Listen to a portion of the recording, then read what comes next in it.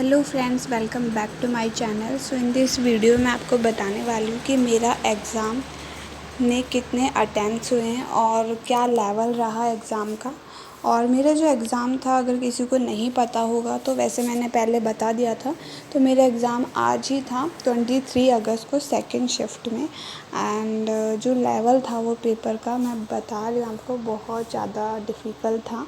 मतलब क्वांट और इंग्लिश, मतलब इंग्लिश की अगर मैं बात करूँ, एक एक सेक्शन को हम लेके चलेंगे, उसके बारे में आपको सब कुछ मैं बताने वाली हूँ आज।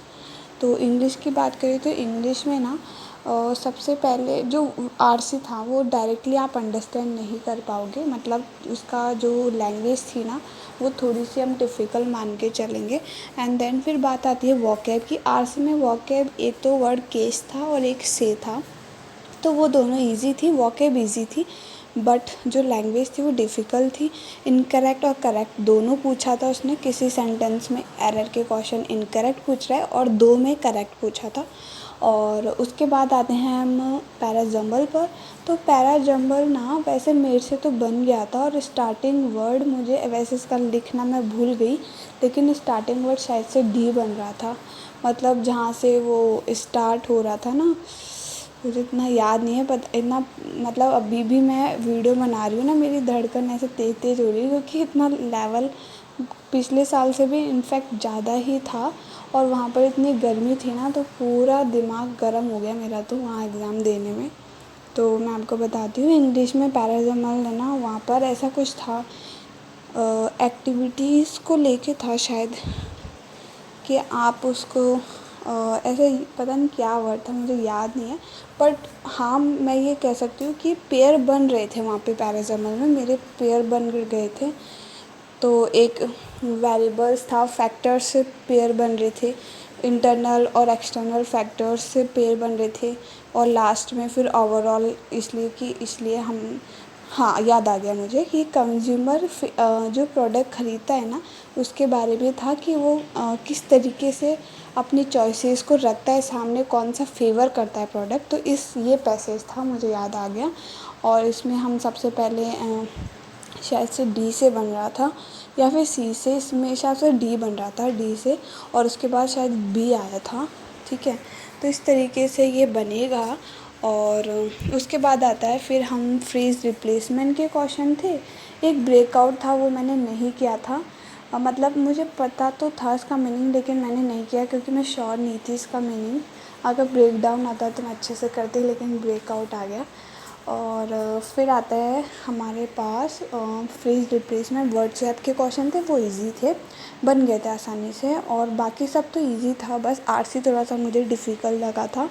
फिर बात आती है इसमें मेरे जो टोटल अटेम्प्ट्स है, वैसे मैं श्योर नहीं हूँ, क्योंकि मुझे इतनी ज़्यादा घबराहट, मतलब गर्मी लग रही थी तो घबराहट हो गई थी। और मैंने मतलब जैसे ही सबमिट किया ना, तो मेरी शीट लेने आ गई इन्विजिलेटर, तो फिर मुझे सबमिट करना पड़ा फटाफट से। तो इस वजह से 21 मेरे अटेम्प्ट्स हुए हैं इंग्लिश में। एंड अगर हम बात करें रीज़निंग की, तो रीज़निंग जो है वो इजी था, मतलब इजी टू मॉडरेट हम कह सकते हैं। इसमें ना मैंने एक बहुत ही ज़्यादा मिस्टेक कर दी, ब्लंडर कर दिया। क्या हुआ, यहाँ पर ईयर वाली थी, जिसमें मुझे ऐसा लग रहा है कि मेरा गलत होगा। तो वहाँ पे मैंने 5 क्वेश्चन आए थे, तो 4 ही टिक किए हैं, और मुझे ऐसा लग रहा है कि शायद ही मैंने गलत कर दिया है। आप लोग बताना कि स्टार्टिंग में जो भी ईयर था ना, उसमें स्टार्टिंग क्या बी से हो रहा था क्या, ये आप मुझे प्लीज़ बता दीजिएगा। अगर सही होगा तो फिर मेरा सही होगा। इस पज़ल के बजाय अगर मैं ब्लड रिलेशन उठा लेती तो शायद ज़्यादा बेटर रहता, 3 नंबर मेरे वहीं से ही आ जाते। बट किस्मत ही ख़राब है।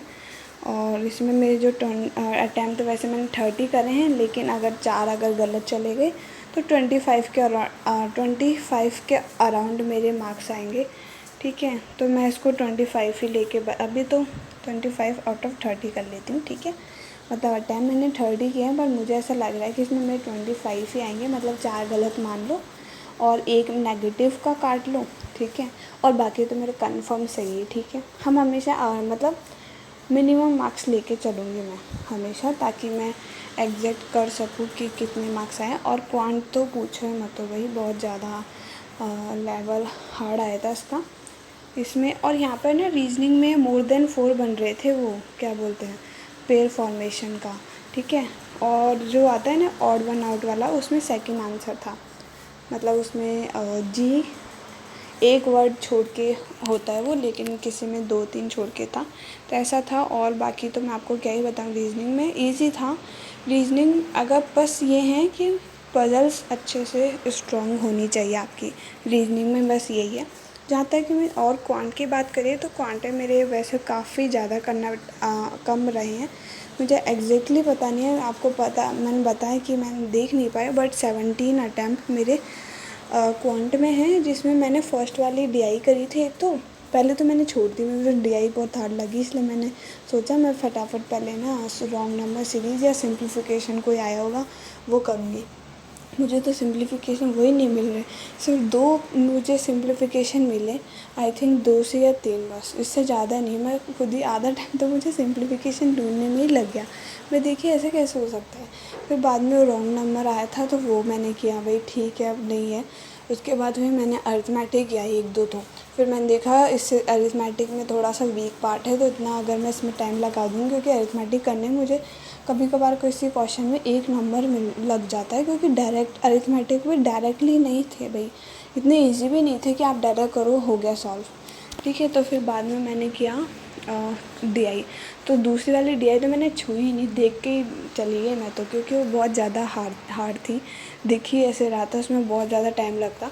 तो मैंने फ़र्स्ट वाली डीआई करी, जिसमें डेबिट कार्ड था, क्रेडिट कार्ड था और यूपीआई से करना था, जिसमें ABC दे रखे थे, जिसमें ABC कंट्रीज़ दे रखी थी, अब वो पता नहीं कंट्री थी क्या था, जिसमें A और B को अगर आप ऐड दोनों का सम दे रखा था, और B minus C, A plus B का हमें सम दे रखा था और B माइनस C का डिफरेंस दे रखा था। और इसमें एक और चीज़ थी कि है ना, इन दोनों का अगर आप सम करोगे ना आप, तो इसमें ये नहीं बता रखा था डिफरेंस में कि B बड़ा है कि C बड़ा है।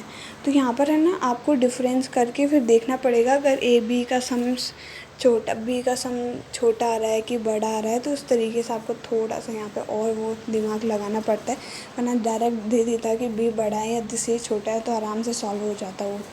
लेकिन इसमें थोड़ा सा और कैलकुलेशन करना पड़ा, तो उसके बाद पर लेकिन ये मेरी बन गई थी।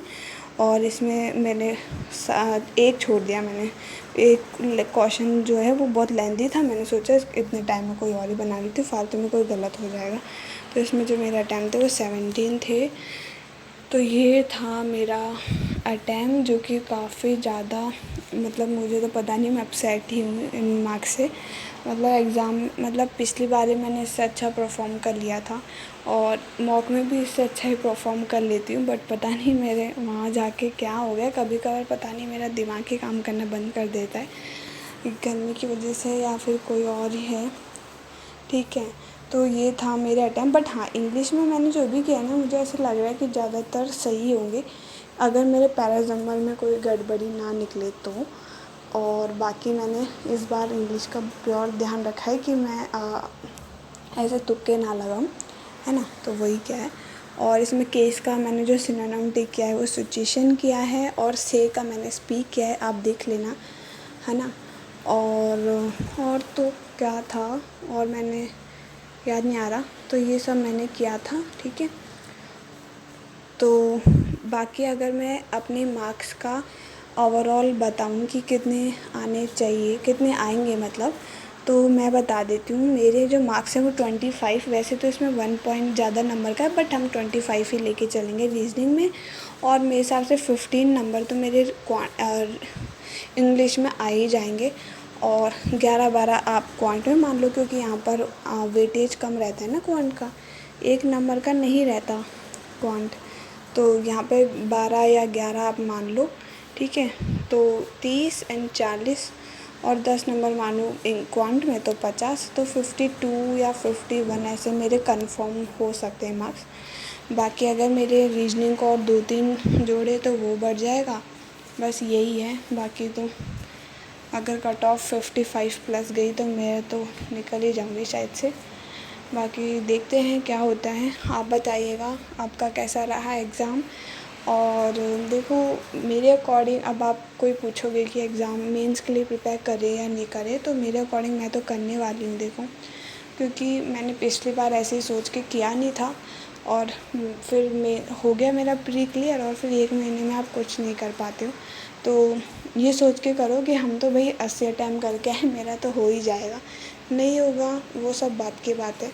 और आपने जैसे कर भी लिया ना, तो वो एसबीआई क्लर्क या आईबीपीएस क्लर्क में काम देगा।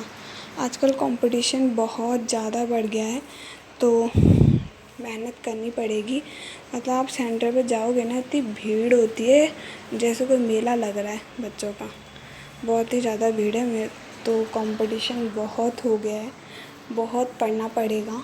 तो जैसे कि अगर हम एसबीआई की बात करें, आईबीपीएस क्लर्क की बात करें, इन दोनों क्लर्क की बात करें, तो एसबीआई में तो वैसे ही वैकेंसीज़ नहीं है, तो उसमें तो और भी ज़्यादा मेहनत करने की ज़रूरत है। आईबीपीएस की बात करें तो इसमें भी वैकेंसीज़ तो हैं, लेकिन अब बच्चों देखिए आप कितने ज़्यादा कंपटीशन हो गया, तो वहाँ पर ना आपको बहुत मेहनत करने की ज़रूरत है। प्री नहीं, मेंस भी अच्छे से करना पड़ेगा आपको, तभी यहाँ पर क्लियर हो पाएगा। सो इन दिस वीडियो बस इतना ही, ज़्यादा बड़ा मैं नहीं बना रही वीडियो। बाकी अगर आपको कोई भी क्वेरीज है, कोई भी क्वेश्चन है, तो आप पूछ सकते हो। और थोड़ा सा मैं आपको बता देती हूँ मेरे बारे में। तो मैंने पिछले साल एग्ज़ाम दिया था, पिछले साल से ही दिया था एसबीआई पीओ। मेरा इस साल फर्स्ट अटैम्प्ट था, पिछले साल मैंने नहीं दिया था क्योंकि मेरी ग्रेजुएशन जस्ट कंप्लीट हुई थी और मैं एलिजिबल नहीं थी मेरी एज के अकॉर्डिंग भी, और मेरी मार्कशीट भी नहीं आई थी उस वक्त। और आईबीपीएस पीओ दिया था जो कि मेरा प्री क्लियर हो गया था। मेरे 59 मार्क्स आए थे 49 में से, और बाकी मेरा आईबीपीएस और एसबीआई क्लर्क नहीं हुआ था, प्री नहीं हुआ था असल में। उसमें स्पीड काफ़ी चाहिए क्योंकि क्लर्क के एग्ज़ाम है और मेरी स्पीड इतनी थी नहीं उस वक्त।